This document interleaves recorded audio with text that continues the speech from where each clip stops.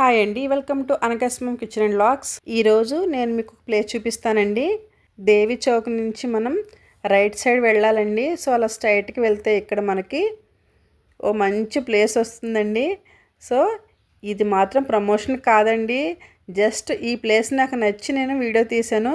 So అదేదో కాదండి, Shri Lakshmi fruits juice corner.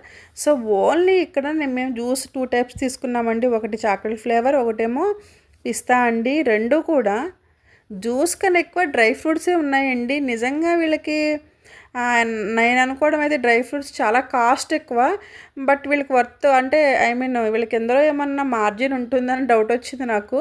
ఈ అమౌంట్ వీళ్ళకి మిగులుతుందో లేదో నాకైతే తెలియదండి. అంటే జ్యూస్ నిండా కూడా. సో ఫస్ట్ చూడండి, పిస్తా జ్యూస్ తీసుకున్నాము, తర్వాత చాక్లెట్ ఫ్లేవర్ చేశారండి. సో అది చేయడం చూపిస్తున్నాను.